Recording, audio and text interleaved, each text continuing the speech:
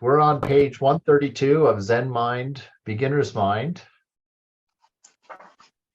And he was talking about, the naturalness of practice, the authenticity of practice, because it's just a constant reminder that we're not trying to build something new. We're not trying to build a tall mountain. We are uncovering, we're removing ignorance in ourselves. So that beautiful self, which is each of us, as we gaze here in each other's pixel eyes on the screen, and just know that each person there is a story of divine love being manifested. And, what a divine and delightful thing that is. And we're just trying to remove ego, right? Remove the ego from mind, which exists only in our thinking, in our thoughts, arrangements of our thoughts. Actually, more than the arrangements, of course, the arrangement of thoughts is there too, but it's the attachment to the thoughts that has created this false sense of self.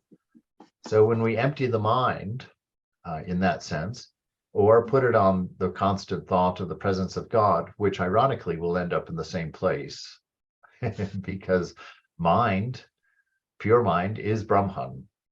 And so that's indicated by the name of your Ishta.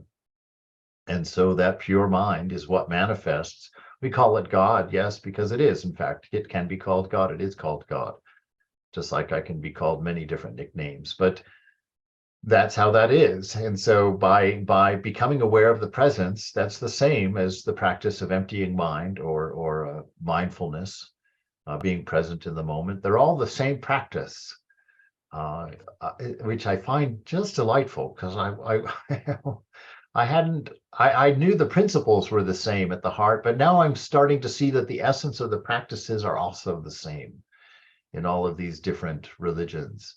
And just like Thakur says, all jackals howl alike, that there really is. This unity is real. And if it's real in this, I'm very encouraged that our unity is equally real and will become as obvious to us as this unfolds even. So he jumps right in immediately, talking about nothingness. And his nothingness, is of course pure mind, big mind, as he calls it. Without nothingness, there is no naturalness. That is to say that your following your thoughts is not natural, because it creates a self or an activity or a motivation or a thinking that is not in the moment. It's out of the past. By the time anything becomes a thought, it's past. It's created of past. It's not created of the moment. And so without nothingness, there is no naturalness, because it takes you out of your naturalness. It takes you out of this moment. Nothing is spontaneous if it's coming through a sequence of thinking.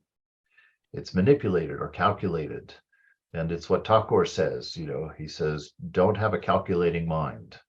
Don't have a mind that considers the advantages and disadvantages of everything that's being done by the body. Just have a quiet mind and a quiet body. And let them spontaneously flow from what you are, from what is in the moment. Spontaneously, that's a big word, important word for authentic and for true. Without nothingness, there is no naturalness, no true being. True being comes out of nothingness, moment after moment. This is so cool, because you can watch this happen. You can watch this happen when you just work a little bit on finding that unchanging absolute within, that part where there is no movement, no disturbance, that wonderful place. You stand there and watch the mind, just watch things come out of nothingness, thought arising out of nothingness. And that the amazing thing out of that is when you come to that understanding through discernment, that your whole world is thought only. It's thoughts about couches. You look at a couch, you're not seeing a couch. You're seeing the image, the symbol of couch in your mind. So everything, the couch no longer is material. If it ever was, the couch is now thought of material, thought of existence. but not the existence itself, because it's in the mind only. And so this watching everything come out of nothingness and then return back to nothingness is an incredible display of the infinity of God, that this constant change that is being fed to us succinctly in the moment is unending and non-repeating. It's infinite. And if you get caught in it, you get caught in the flow of time. If you just let it arise and let it fall, that immortal absolute self within which you're standing, that self is eternity. It's outside of time, and it's outside of ego. And when you talk about things outside of time, outside of ego, we're talking about transcendence. You see, these things oh my goodness, they just come together and dance beautifully into this cohesive harmony of being. It's well, it's beautiful, isn't it? It's just beautiful. Really something. Nothingness is always there, and from it everything appears. Now, Greg was telling me that Mahayana, what's that? It's a type of Buddhism. Something or other. Does anybody know? Mahayana. Mahayana. There it is. Mahayana, because he's saying, the Zen folks talk about this nothingness, this nirvana, this so nothingness is there. But the Mahayanas actually talk about Buddha nature being the thing, which I think as a Vedantist, we'd be much more comfortable with that notion, that it's not nothingness. There's a positive, how do you talk about that? There's a positive charge to nothingness. There's a fond affection that is the baseline. It's not a zeroness. It's a fond affection. It's a bhakti. It's a love. It's and peace and beauty. It's that final nature. When the divine is at rest, there's still a positive charge, and existence, perhaps without material, perhaps without particularity, but there's an isness that is the foundation. So he's saying that nothingness is always there, and from it everything appears, which is to say, this presence within you, this presence, this awareness of the divine, this awareness that is divine, is always present in you, and that is what causes the joy in meditation. That's what causes the joy and fulfillment of surrender. If we were surrendering to nothingness, what would be there? There'd be nothing there. But it's a surrendering to this positive divine, this positive isness that manifests as pure joy, pure delight in being, pure wisdom in the moment. So that in that space, in that surrendered space where you have no thought of your own, and you are just having things rise and fall, there can be no wrong move on your part, because the thing that makes it a wrong move is the calculating mind that is poorly equipped to make decisions in the face of infinity. It's always about, the mind is always about the particular, always about the small. And so without that crowded mind, we see more clearly. We see more. Oh my God, that's the understatement of the year right there. We see more clearly. Yeah, we can almost say you see finally that we've been blinded by the bowl of small thinking. We're caught in that bowl. I have that image when I use that term, that idea of the bowl of small image, because when you're in that bowl, you can't see over the edge, and it seems like it's your whole world and it's your whole reality. And that's the nature of these bowls of thinking that we get caught in. We attach to a few ideas, identify with them, and create an ego, which creates a very solid bowl within which we place our reality. And from inside that bowl, we can't see beyond it. That's why it's so convincing. There's nothing there to challenge it. And that notion of the bowl comes from that time I almost died in the Gulf of Mexico. I was swimming out to some breakers way out there that I thought indicated a sandbar or something. And I thought, wouldn't that be cool to swim way out there and stand on a sandbar? So I'm swimming out there, and it was that illusion, because those breakers kept getting farther and farther away. I was never reaching them, and I was swimming steadily. And suddenly I found myself what seemed like deep ocean, where there were waves on top of waves. And you'd go down in one of these bowls and you couldn't see the shore, and I didn't know which way to swim. And while I was swimming out there, there was no indication that I was moving at all, because, it was just water everywhere. And so it was quite an overwhelming feeling. And it's very similar to the feelings of our different states that we get caught in our mind. Like if you're depressed, it just seems like your whole life is going to be depressed. Like, oh my God, this is just terrible. And you that reality encapsulates you in that delusion that you're depressed, and you can't see over it, you can't see around it, you don't think there's anything else there. Same thing with all of your moods, with all of your states of mind. When you get into them, you can't see out of them.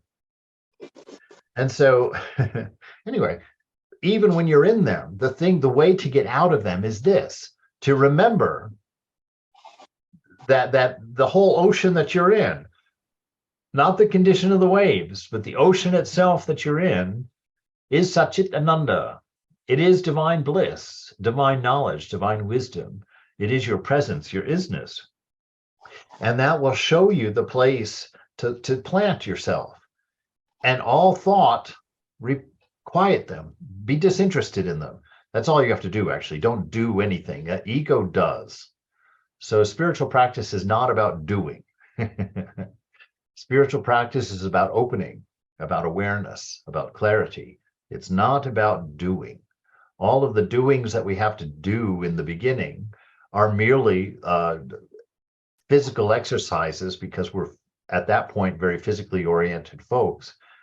Physical exercises to imply the conditions or the removal of conditions from inside. So this nothingness, this bliss is always there, and from it, everything appears. But usually, forgetting all about nothingness, you behave as if you have something, right? You have forgotten that everything is just a thought, and you think you have a couch.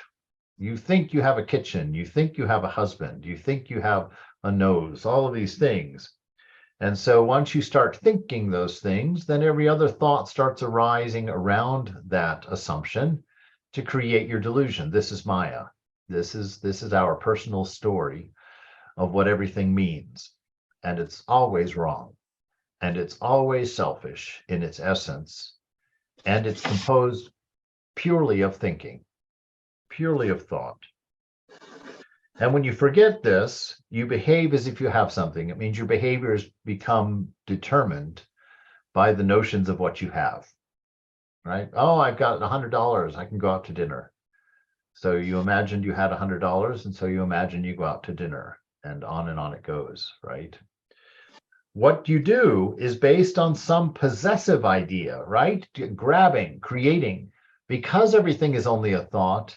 And because that implies that only the ego is only thought, and you are identified with this ego, which is composed of only thought, there is no stability there. There is no home for you there. There is no comfort or security or solace there for you. And so your life comes to the purpose of this constant manipulation to try and get a nest in nothingness, made of nothingness, to be secure. It's not going to happen. So what you do is based on some possessive idea, some grabbing, or some concrete idea, something you think is real. And that is not natural. All right? That is not natural. And, when we talk about natural, we usually go out and we start doing a poll. We poll everybody. Okay, everybody thinks this way. That's natural then. Maharaj, Yes. I have a question. Like, for example, I am going to go and visit Mrinal in a couple of hours. Uh-huh. So how do I not think it's real? Well, just ask yourself that question over and over. When there's, I mean, all of our discernment is based on that. Thakur himself says, if it's changing, it's not real. All right, so you're going to go visit Mrinal and he'll be there presumably. But if you go back in 5 years, is Mrinal still going to be there? And so this notion that what comes and goes, it's a thought that arises and fades. And even our dear ones are a thought that rise and fade. They come and they go. We see it all around us. My very close friend Jamie lost his father last night. The father, that's a stability in our life. Our parents in particular are someone we assume is always going to be there. They were there when we came into this world. They've been there all through our development and growth and all the changes we experienced. And then one day, all of a sudden, they're not there. Just a thought that arose, abided, and diminished. So we just hear those things inside and reflect on them. They're true, so they will prove themselves in time. Once you become aware of the idea of nothing, of no reality to these things, that's the cobra. The cobra has bitten you, Thakur says. Oh, he's Swami, the cobra, actually. Swami, Yes. What's the practical value in this? So what is my feeling? So what her friend is not really there that she's visiting? Like, yeah. Well, it prevents delusion. It prevents your mind from being clouded with unreal things, so that you can become aware of the divinity that is mind. If you fill the mind with things, you'll never see the divinity. You won't experience the unity because you've got a mind of boundaries. You see, a mind of thought is a mind of boundary. And a mind of boundary is the limited and small mind. It prevents you from seeing the infinity that holds the whole. And so we want to minimize that attachment. It's not to say that there's nothing there. So we're not saying that Mrinal is nothing. Mrinal's is what gives him reality is the presence of the divinity within him. And so that divinity will remain even when his body goes. And how does it remain? It remains in the samskaras of love that we accumulated. That was that relationship. That love, that existence, that wisdom of that togetherness, that is the person, not the body. So when they go, those things don't die in you. The love you have, or the love that you have for your dear ones, will always exist, because that's who they are. And that love, any manifestation of love like that, in its essence is eternal. So we don't lose these things. The thoughts subside, but the stillness from which they came, which is their nature, remains.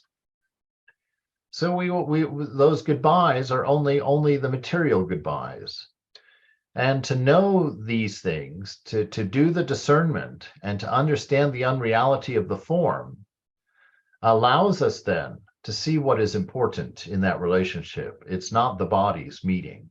It's not the mouths talking and the ears hearing.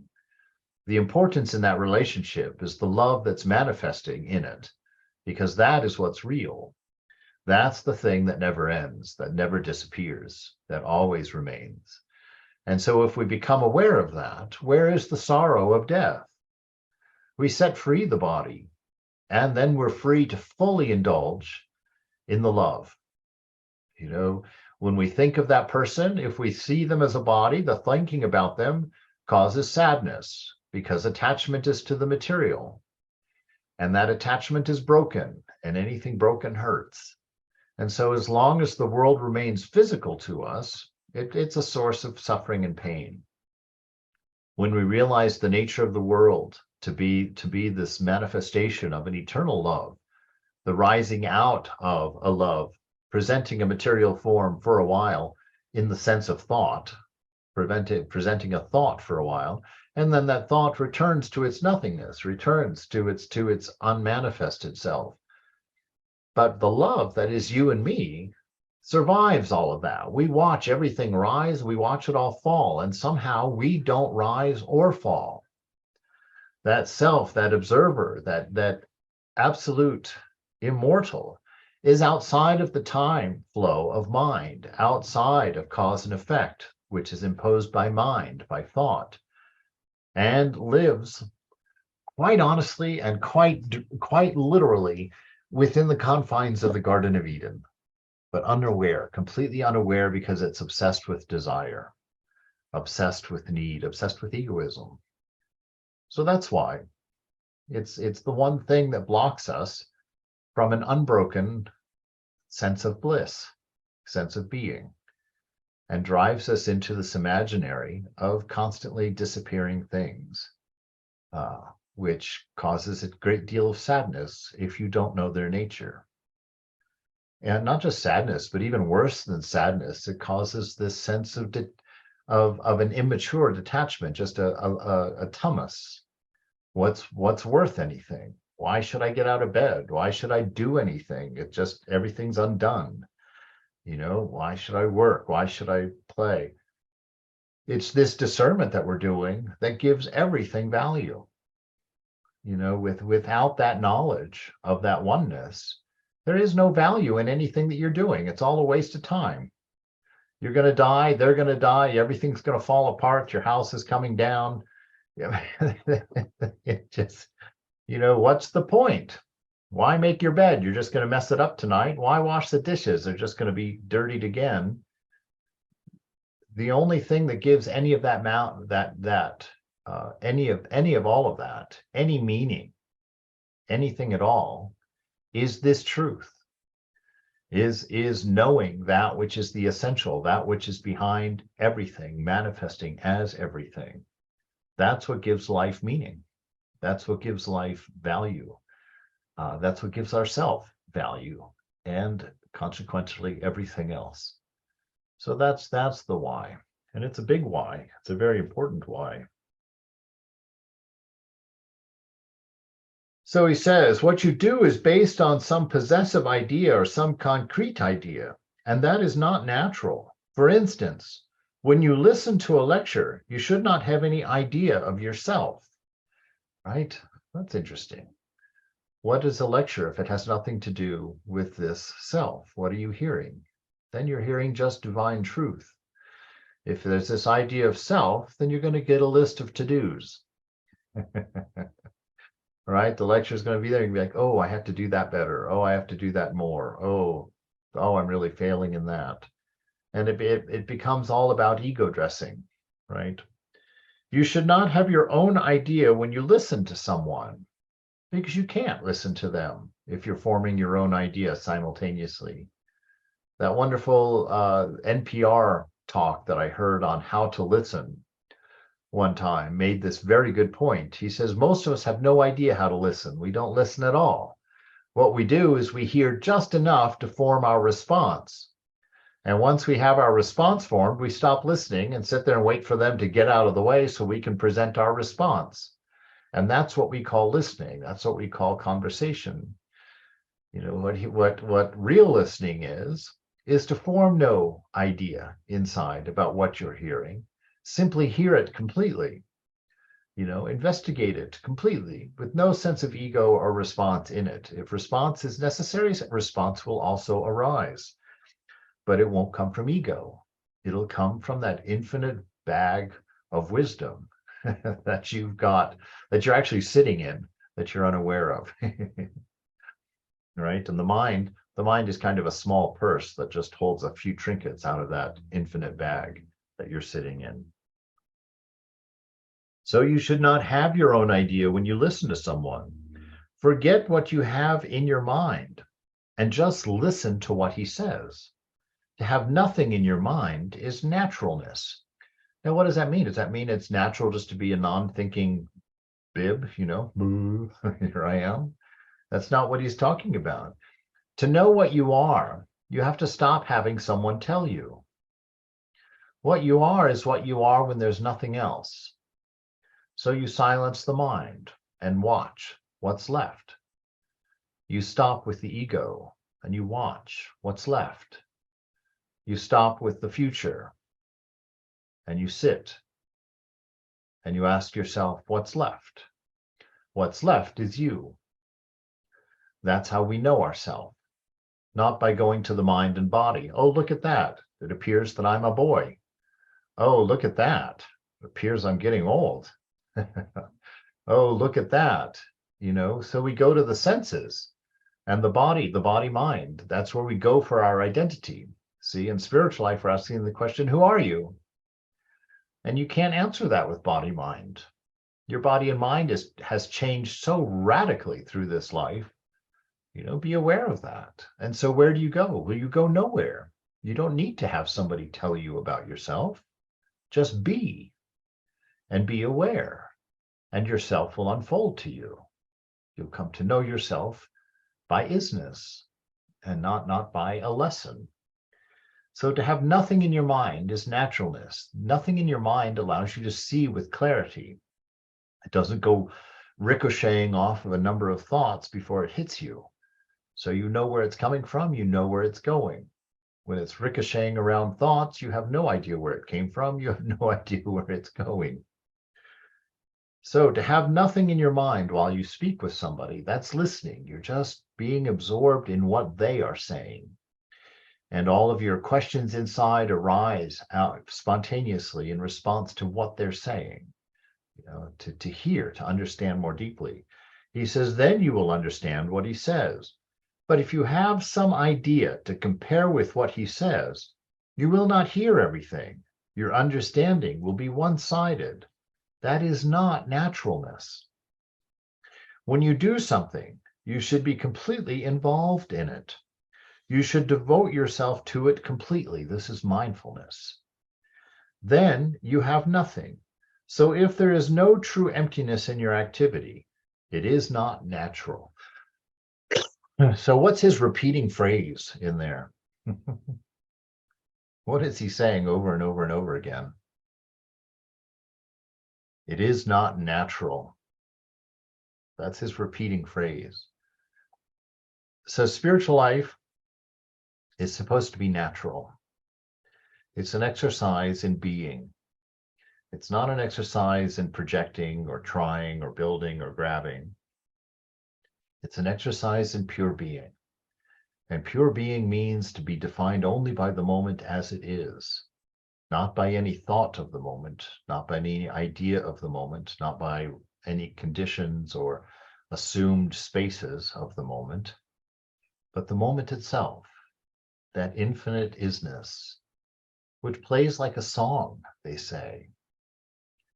Plays like a song. It's something I'm trying to understand. Ili Chiara this week said that after he had kind of gotten established in this no mind state, this state of enlightenment that he lived in, he says that after he had mastered that he became aware of a beautiful song that played continually in the background of everything. And he said that he had never heard such a beautiful sound before. And he said that the sound was of the nature that when you listened to it, it brought you to truth. It brought you to that center. It brought you to that egoless state. And he says that it's how he maintained that without this constant application of effort that is always egoistic at its root. He says that this song, after he was able to hear this beautiful song within, that it carried him. It took him forward. It is the wind of grace, the sound of grace, as it is.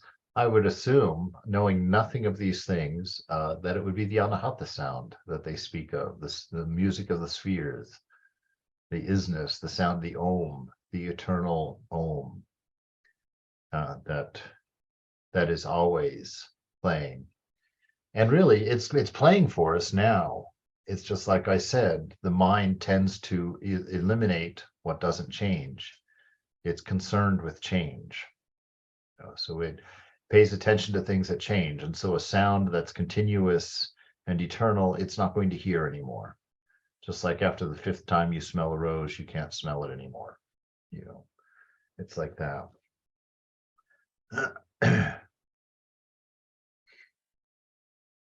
Most people insist on some idea, right? See if that's true. Are we most people? Do you insist on an idea? Recently, the younger generation talks about love. Love, love, love. Their minds are full of love. This was in the 60s. And when they study Zen, if what I say does not accord with the idea that they have of love, they will not accept it. So you see how thought can limit us, right? How our thought can prevent us from seeing truth. Because if we have a wrong idea and we compare everything to that wrong idea, we let go of true ideas. We let them pass because they don't agree with our assumptions. This is the importance of natural mind, big mind, the mind without preconceived notions. They are quite stubborn, you know. You may be amazed. Of course, not all, but some have a very, very hard attitude. This is not naturalness at all. So having those calcified, hardened ideas within the mind that you adhere to, are defined to, and are deeply attached to, is not helpful. The moment itself is true. The moment itself is divine. If there is no egoistic thinking in it, you will see it as such and understand it as such. If you've got this calcified, egoistic thinking about things, you will define it as you want to perceive it, as you think it to be true. And that is Maya. That's the delusion, because the whole mind will align itself with your false idea, and it will begin to interpret things in a way that encourage your false idea, because that's the nature of mind. Of course, not all, but some have a very, very hard attitude, and that is not naturalness at all. Even though they talk about love and freedom or naturalness, they do not understand these things. And they cannot understand what Zen is in that way. If you want to study Zen, you should forget all your previous ideas and just practice Zazen and see what kind of experience you have in your practice. That is naturalness. It's presence, doing everything with full presence. You know, even when we study, it's not moving all the furniture into your head and adding more furniture with more relationships and understandings that exist between objects of thought. That's going to take a lot of work. And if that was necessary, you know, some of Ramakrishna's disciples wouldn't have realized God. You know, they had some very simple disciples who were very uneducated, who couldn't even read. Where was the complexity of mind necessary in that? You know, this truth is within you already. It doesn't require those external inputs, seemingly external inputs, to manifest. They are you. They are what is. And you, through this naturalness, through this removal of ego, through this lack of calcified thoughts that have been cherished for so long they almost don't seem like they can move anymore, we become deluded. You know, and quite often, religion is equally as dangerous as studying anything in the world. If you take it wrongly like this and create a thought castle out of it, you're just as lost as you were when you began. You know, we don't want to build thought castles. We want to remove ignorance. And so, like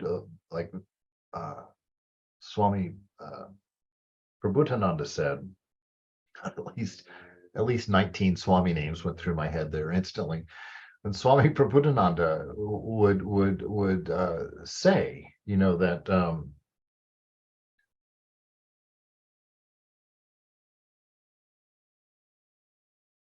that thought was completely removed from my head. I hope that's not age. I hope that was Mother taking it out, because it's not there at all. All right.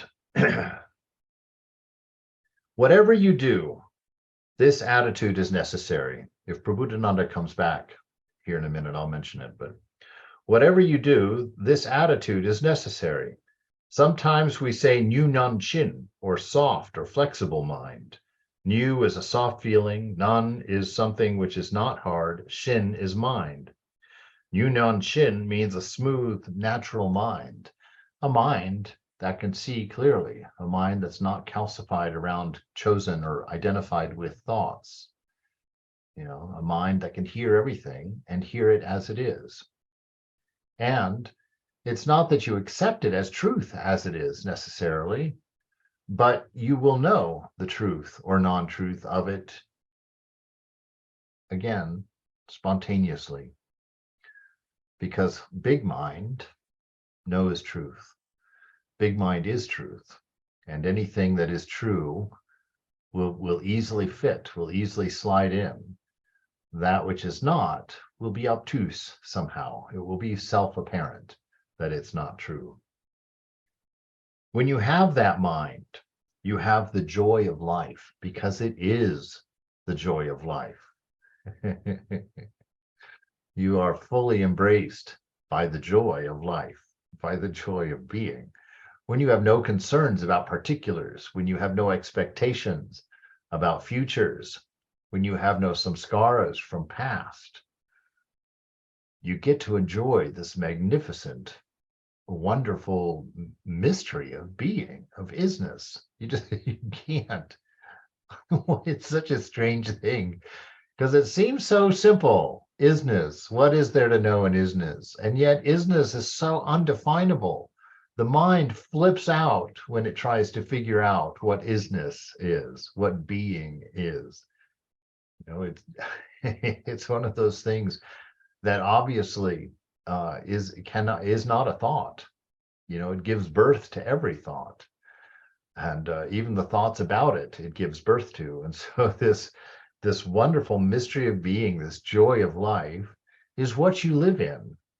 You know, this mind, if you hadn't decorated it with all of that awful furniture of questionable taste, then you wouldn't have to live in a mind decorated with awful furniture of questionable taste. If you can leave it free and open, you'll stand on a mountaintop in that breeze of winter air, absolutely refreshed always. That is the nature of mind. It is your joy of life, and it surrounds you all the time. Can you imagine that?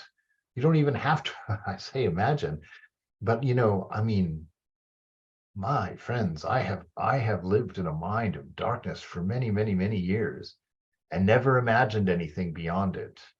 And now at this point in life, to be experiencing a mind of joy, that's the same mind that could have been experienced that way at any other point in my life. I can't imagine how powerful this delusion is, this wrong thinking, how absolute it is in its destructive nature to experiencing this bliss of the divine, this bliss of God everywhere, always.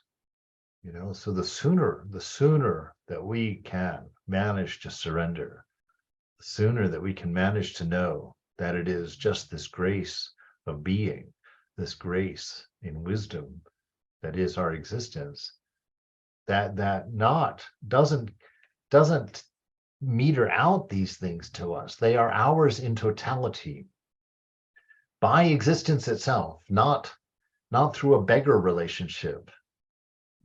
All, you know, the Bible uses the word heir. Ramakrishna uses the word heir, that we are heirs to these things. We have a right to them. You know, even Thakur, when he talks, he says, you know, take that tamasic bhakti attitude, go to Mother and demand these things from her. We don't have to be mealy-mouthed beggars. Oh, you know, please, you know, can't you just please give this to me? Boldness is our nature. Look at Vivekananda. He practically robbed the temple for these things. You know, he went in there. He took him whole self in there. He argued. He fought. He, you know, disagreed. But he kept going and kept going and kept going. And look what was manifested in him, you know. And that was his divine right. He was not a beggar of Thakur. He was one of the 7 rishis at some level. Who knows what that means? But what an amazing thing. So when you have that mind, you have the joy of life. And you've always got that mind. You've just got so much stuff in it, you can't see the bottom anymore. When you lose it, you lose everything. Because it's the very fundamental nature of your being that you've lost sight of. So nothing else will make sense from that point forward. Nothing else will fall into that harmony. It says you have nothing. Although you think you have something, you have nothing. Why? Because what you think you have is just a thought. You have the stuff of dreams is what you have. You know, at night you build a palace in your dream and you live in it as a king and you think, oh, look at this wonderful life I have and all these things I've got. And then you wake up in the morning and you're I don't know where you're sleeping. You're sleeping on a cot in a tent somewhere, who knows? But the dream of the castle is gone. So understand that if what you think you have is in this world, don't be afraid to call yourself a fool. Say, mind, what is this? This is just a thought. You know, it's potting soil. Why are you holding on to this? Why do you value this so much?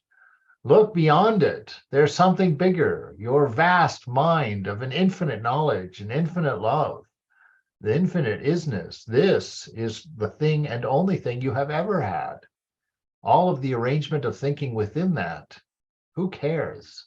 Let it all go. Enjoy the air as it is. Which immediately made me think of Airhead, and I thought, no, that's not really where we want to go with this idea. Are there any questions so far? Any concerns? Anybody else want to say anything?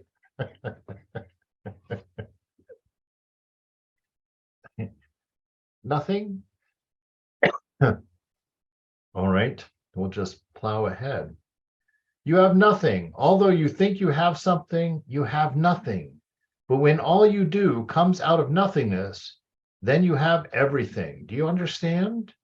That is what we mean by naturalness.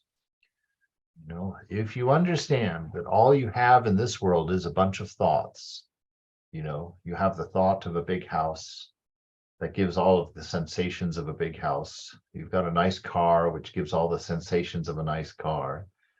If you think that those things are real, then you'll be very sad when your car gets wrecked or your house burns down.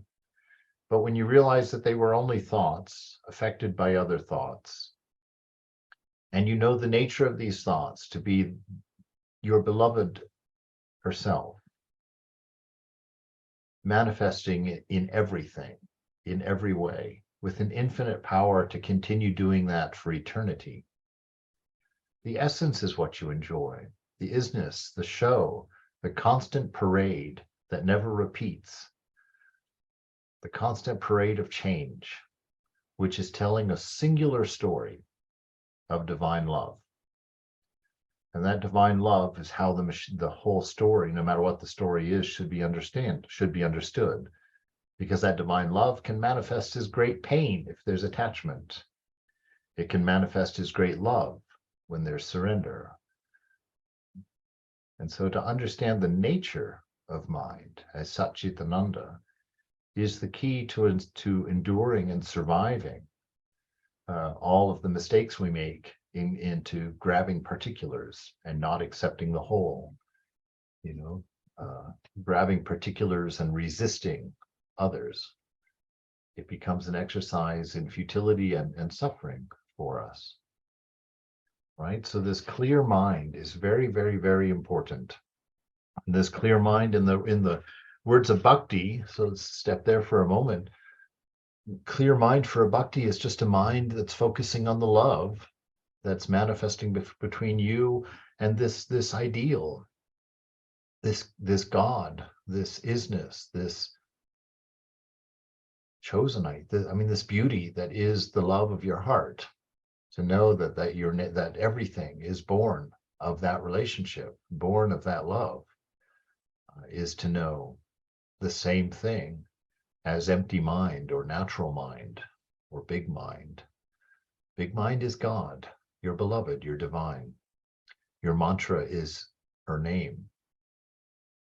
And that name repeated in your mind in the beginning will bring out this idea of a third party God somewhere, playing marionette with existence. But that's just the beginning. You come to understand that name is actually exactly what the Gyanis are talking about. That which is emptiness to the Gyanis, or this this immensity of nothing, is the manifestation. He can't even say that because mind can't have an unmanifested thing in it. So it manifests an idea of God, but that idea, the name, is pointing to the same immensity of a quiet mind that the Gyanis are getting just by withdrawing the sense of ego, the sense of me and mine from the mind. It's taking the same place. Both paths are going to the same place. So it's really a matter of words. And so if you read something from the Gyani, you can put the words in there, the bhakti words in there, and learn the same lesson, or vice versa. Quite often we want to push off the whole because it sounds, disturbing. The wrong words are being used and it feels like it's undoing us. But if you're patient with it and you sit with it, you'll see it align, that they are the same. And it can be seen both ways and is real both ways. That's the important thing to know, that the truth of the Gyani and the truth of the Bhakta are the same. They're not different. There's no need for one to undo the other. They reinforce each other. But you stick with the emphasis on that which is more conducive to your nature, to your disposition. And mother and your guru are working on that already with you. So we go forward in that. All right, we've got 3 minutes. I'm laying it out there for you. Pour out your heart in 3 minutes.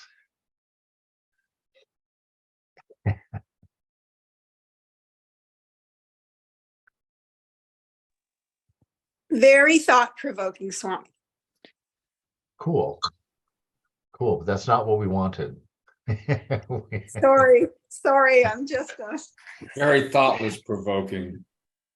Yes, all thoughts are provoking. That's right. Yeah. No, this is, this stuff I'm getting, I really am, of course, having a very Rajasic reaction to these ideas. Frankly, just to get personal,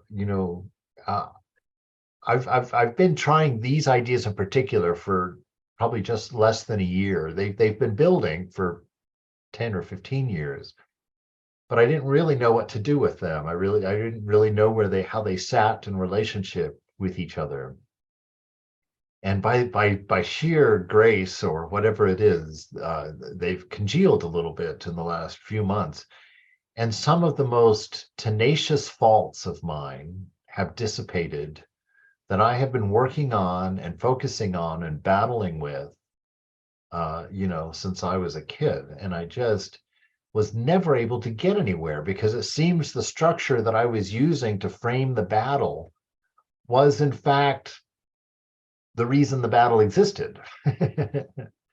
This notion of just stepping out of mind completely, stepping out to the world of values and the world of definitions and the world of boundaries, just simply stepping into this space of observance and letting all sensation, all thought, all assumption be just thought, all of them equal, all of them arising and falling, gave me a refuge, a place of absolute safety where my faults and battles and ideas of need of having to develop this or grow this or surrender that, all of those particulars became utterly unimportant because everything was just being watched.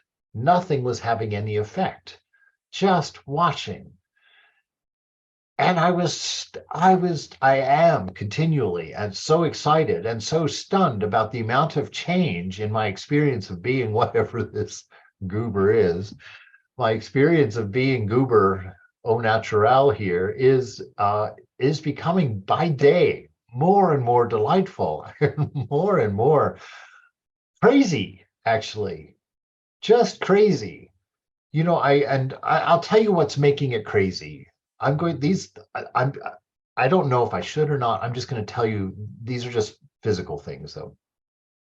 I came here with nothing, right? I borrowed $5,000 out of my retirement account fund coming here. I've been here for 6 months. I haven't kept track of my finances, but I know that I've spent somewhere in the realm of $11,000 since I've been here to survive with my rent, my food, all the expenses. In my account is still $5,000. I'm sure if I went back and did all of the accounting, I mean, I could do that, and I'm sure that there's a path that leads to $5,000. But the fact that I have been here unemployed, just doing this work for 6 months and have not dropped one penny below what I came here with, wonderful. I'm happy. That's wonderful. I'm not going to think about it anymore. That's one thing. The second thing, these are magical things that are so bizarre to me. I've been working with Greg in his studio doing art. He and I were talking last week. I was talking about that I liked doing visual arts. I like doing the paintings and whatnot like that. And somehow this idea of that letterpress or of a printing machine came into mind. And we were talking, having a conversation about how it was so different than printing out from a computer, because they actually get the impression on the paper and there's an elegance to it that's just striking. All right, that was all. We just had a conversation between us. 3 days later, we've got a letterpress in the studio out of nowhere. A friend of a friend moves to Ireland and wants to set his letterpress somewhere that somebody can use it for the 5 years he's out of town. And we've got a letterpress. Fine, that's one thing. Out of nowhere, we've got this $5,000 piece of equipment now in there that we're learning how to use. This one is even fresher. At the beginning of last week, we were talking about using clay, and I asked him to get, we've got like 5 pounds of porcelain that I've been kind of experimenting with, a very different clay. And I said, we started talking, and somehow a pottery wheel came up. And he was saying, it'd be great just to be able to turn these things, because that's kind of what they're made for. And he was like, and I could make some really great bases for my sculpture. And I was like, yeah. I said, I've always had a feeling for a potter's wheel. It'd be interesting to use.